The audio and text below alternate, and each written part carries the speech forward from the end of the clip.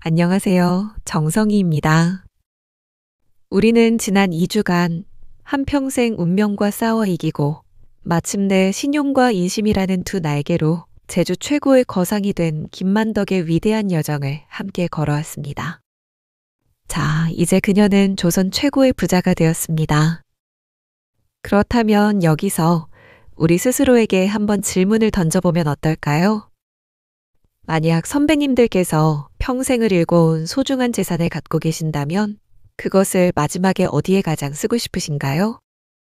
아마 많은 분들이 자식들에게 골고루 물려줘야지, 평생 못 가본 해외여행이나 실컷 다녀봐야지 하고 생각하실 겁니다. 모두 소중하고 당연한 바람입니다. 오늘 우리는 평생 모은 재산보다 더 소중한 것이 무엇인지, 돈의 노예가 아닌 돈의 주인으로 산다는 것이 어떤 의미인지를 자신의 삶 전체로 증명한 만덕의 마지막 이야기 속으로 들어가 봅니다. 그 이야기는 우리에게 잘 사는 법을 넘어 잘 마무리하는 법에 대한 가장 큰 가르침을 줄 것입니다. 만덕이 부의절정에 올랐을 무렵인 1794년, 제주도에 하늘이 무너지는 듯한 재앙이 닥칩니다. 극심한 가뭄에 이어 거대한 태풍까지 덮쳐 섬의 모든 곡식이 사라져버린 것입니다. 설상가상으로 나라에서 보낸 구호식량마저 거친 파도에 모두 침몰하고 맙니다. 길가에는 굶어 죽은 시신들이 나뒹굴고 산 사람들은 곡식 대신 칡뿌리와 소나무 껍질로 연명하는 그야말로 생지옥이었습니다. 바로 그때였습니다. 모두가 절망에 빠져 하늘만 원망하고 있을 때 김만덕은 자신의 일생을 건 위대한 결단을 내립니다. 내 평생을 바쳐 모은 이 모든 재산을 풀어 굶주리는 내 이웃, 내 백성을 구하겠다. 이것은 쉬운 결정이 아니었습니다. 그녀의 전 재산, 그녀의 피와 땀, 그녀의 인생 그 자체를 내놓는 것이었습니다. 하지만 만덕은 한치의 망설임도 없었습니다. 그녀는 자신의 모든 곳간을 활짝 열어 육지에서 쌀을 사들이고 죽을 쑤어 수만 명의 제주 백성들에게 아낌없이 나누어 주었습니다. 다시 한번 말씀드립니다. 만덕은 돈의 소유자가 아니라 돈을 잠시 맡아 가장 가치 있는 곳에 쓰는 청지기였던 것입니다. 그녀의 위대한 나눔 덕분에 제주 백성 수만 명의 목숨을 구할 수 있었습니다. 사람들은 그녀를 살아있는 보살이라 부르며 눈물로 은혜에 감사했습니다. 그녀는 재산보다 더 귀한 사람을 구함으로써 돈의 진정한 가치를 온 세상에 증명해 보인 것입니다. 만덕의 의로운 이야기는 한양의 대궐에까지 전해졌습니다. 당시 임금이었던 정조대왕은 천한 신분의 여인이 나라님도 하지 못한 일을 해낸 것에 크게 감동했습니다. 정조는 만덕을 한양으로 불러들여 직접 치하하고 내 소원이 무엇이냐, 내가 다 들어주겠다고 약속합니다. 인생 선배님들, 만약 임금님이 그런 제안을 했다면 무엇을 소원으로 비시겠습니까? 아마 대부분은 자식의 벼슬자리나 더 많은 땅과 재물을 구했을 것입니다. 하지만 만덕의 대답은 모두의 예상을 완전히 뒤엎었습니다. 소인에게는 단 2가지 소원이 있사옵니다. 첫째는 이 나라의 임금님이신 주상 전하의 얼굴을 한번 뵙는 것이었고, 둘째는 천하의 명산인 금강산을 한번 유람하는 것이옵니다. 가장 중요한 부분입니다.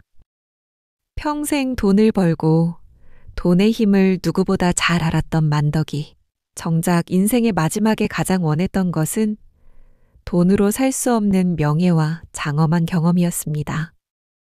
당시 제주의 여인은 섬 밖으로 나가는 것이 금지되었고 여염집 여인은 대궐에 들어올 수도 없었습니다.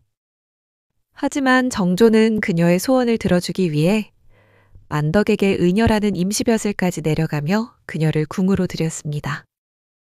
그리고 마침내 만덕은 평생의 꿈이었던 금강산의 수많은 봉우리들을 자신의 눈에 담을 수 있었습니다. 이것이야말로 만덕이 우리에게 알려주는 마지막 지혜입니다. 진정한 부유함이란 곳간에 얼마나 많은 재물을 쌓았느냐가 아니라 내 마음에 얼마나 값진 경험과 명예를 쌓았느냐에 달려있다는 것을 말입니다. 우리가 만덕처럼 전 재산을 내놓을 수도 임금님을 만날 수도 없겠지요. 하지만 그녀의 숭고한 지혜는 오늘날 우리 선배님들의 삶을 가장 아름답게 마무리하는 나침반이 되어줄 수 있습니다. 첫째, 물질의 유산이 아닌 지혜의 유산을 남겨보십시오. 자녀에게 재산을 물려주는 것도 중요하지만 더 중요한 것은 부모님의 삶이 담긴 이야기를 물려주는 것입니다. 나의 인생 노트를 한번 만들어 보십시오. 거창할 필요 없습니다. 내가 살아오면서 가장 기뻤던 순간, 가장 힘들었지만 이겨냈던 경험, 자식들에게 꼭 해주고 싶은 삶의 교훈들을 작은 노트에 한 줄씩 적어보는 겁니다.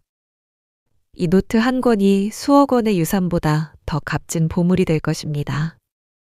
둘째, 나만의 금강산 유람을 떠나보십시오. 이제는 돈을 움켜쥐고 있기보다 내 삶을 풍요롭게 만드는 경험에 아낌없이 투자하는 용기가 필요합니다. 나만의 버킷리스트를 작성하고 하나씩 실천해 보세요. 거창한 세계 일주가 아니어도 좋습니다. 평생 가고 싶었던 국내의 작은 사찰 다녀오기, 손주와 함께 내가 제일 좋아하는 가수 콘서트 가기, 젊을 적 친구들과 기차 타고 동해 바다 보기 등 이런 값진 경험들이야말로 그 누구도 빼앗아갈 수 없는 나만의 진짜 재산이 됩니다. 오늘 우리는 김만덕 3부작의 마지막 여정을 마쳤습니다. 1부에서는 운명의 주인이 되는 법을, 2부에서는 사람을 얻어 부를 이루는 법을, 그리고 오늘 3부에서는 부를 다스려 삶을 완성하는 법을 배웠습니다. 결국 진정한 부자란 통장에 돈이 많은 사람이 아니었습니다. 나눔의 기쁨을 알고 돈으로 살 수 없는 경험의 가치를 아는 사람, 그리고 세상을 떠날 때 내 인생 참 괜찮았다고 말할 수 있는 풍성한 이야기와 지혜를 가진 사람이었습니다.